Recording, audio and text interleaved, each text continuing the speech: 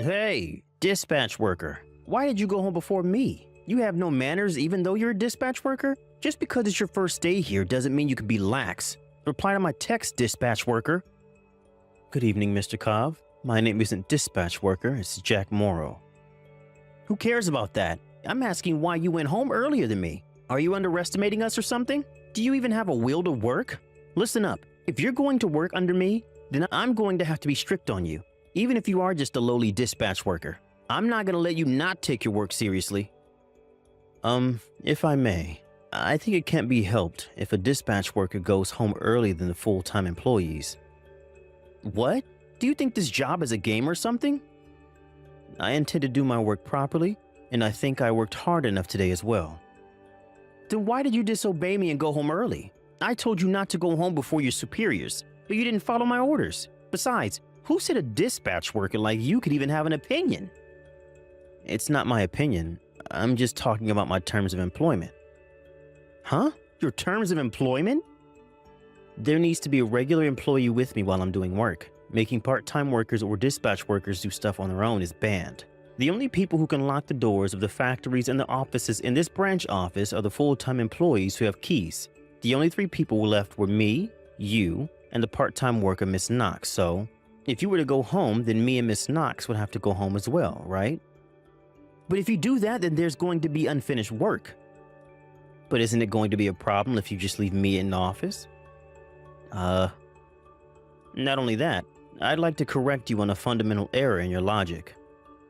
What is it? In the first place, I wasn't assigned to work in the factory. I was assigned to work in the office. What? Really?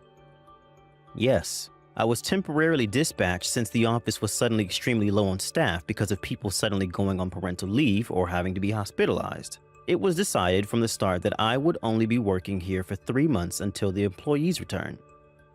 Seriously? By the way, the only reason I did a bit of work in the factory today was because our managers thought that it would help with my work if I got to know how things were in the factories. I'm going to be doing desk work at the office from tomorrow. So you're not the one who's going to give me orders. The supervisor in the office is. Oh, is that so? Are we all right now? Oh, yeah, you can go now. Well then, goodbye. Huh, so you weren't one of my subordinates. I'm misleading. Hey, dispatch worker. My name is Jack, Mr. Cobb. It seems your dispatch period ends today, huh? Yes, thank you for having me. I mean, I guess it's only obvious for an impolite person who doesn't listen to what others say like you to be fired. What is it? There's no use trying to flatter me now, it's too late. I told you on my first day of work, right? It was decided that my dispatch period would be for 3 months from the start. There was no plan of extending the period either, so it's not that I'm being fired. Oh, is that so? Again, thank you for having me. Goodbye.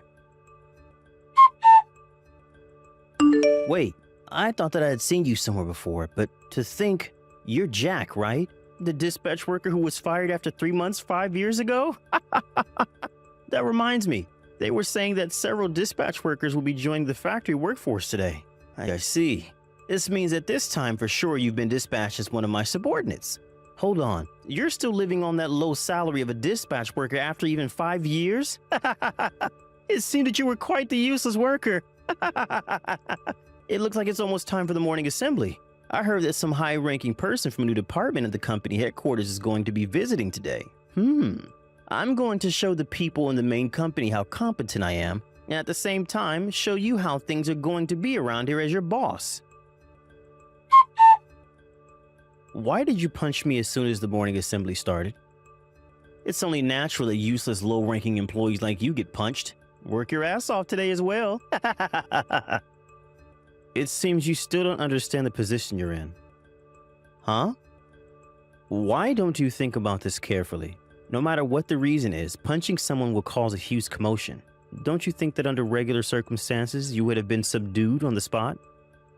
No one stopped me because everyone knows that my style of education is flawless and correct.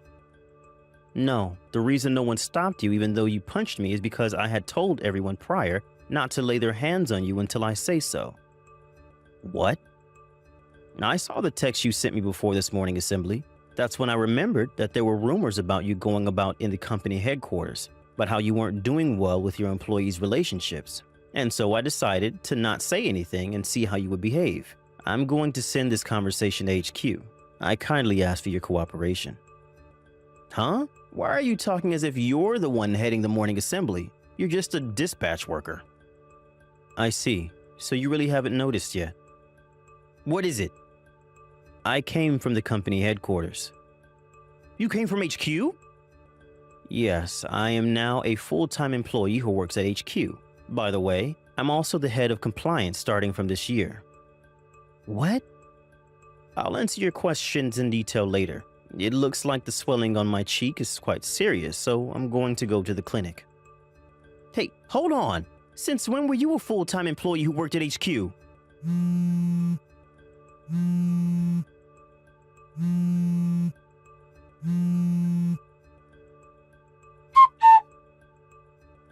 Hey, you should be home by now, right? What's the meaning of this? Explain it to me right now. It means that you're banned from coming to work. Yes, it was really tough for me after that, you know. Immediately after I finished texting you, I was called by the head of this branch office and told not to come to work anymore. All I did was try to teach you your place as a lowly, useless dispatch worker. Why are you now the head of a new department at HQ? It's only been 5 years. When did all this happen? Well, it happened 5 years ago. While I was working here as a dispatch worker for 3 months, I noticed that the work done on computers in this branch office is quite inefficient. So I did as much as I could as a dispatch worker to optimize the speed of work. The head of this branch office and even people from HQ noticed what I had done, and they were kind enough to give me a job at HQ as a full-time employee. But even still, how were you able to become a department head in only 5 years? As regards to that, I'm not the only one. 2 years ago, I was invited to be one of the founding members of the new department, and the head of this new department was an employee aged 34. Huh? The head was the same age as me? It might look like he was promoted to a high position at an extremely young age when you compare it to the rest of the company, but the average age of this new department was 28. Considering this, I think you'll find it more believable that I was eventually chosen to become the head at the age of 30. Seriously?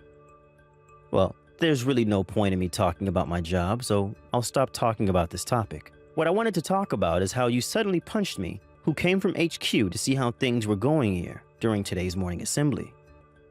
I didn't know. I heard that new dispatch workers will be joining the factory workforce today, and that's when I saw you, so I assumed that you were here as a dispatch worker again. But I heard that the new dispatch workers would be coming tomorrow. What? It seems you didn't know the company's schedule, but that's not the point. No matter who the other person is, and no matter what your positions are, punching someone in the face is most of the time frowned upon. I just had a little misunderstanding. Don't you think we need to take that into consideration? Even if I were a dispatch worker, punching me in the face would have been a serious offense. It's not as if you were protecting yourself as well. You obviously just suddenly punched me. That's the reason you're being punished. Come on, I'm begging you. I'm about to get married. You're getting married? I plan on proposing to her soon, and my girlfriend is waiting for me to propose to her as well. You got a girlfriend? You know her as well, right? It's Miss Knox, the part-time worker from the office. What? Ms. Knox? But I was suddenly told not to come to work, so... if I may. I want to find happiness with her. But Ms. Knox is the wife of the factory head's son, didn't you know? What? It seems that she goes by her maiden name, Knox, while at the company. You're lying.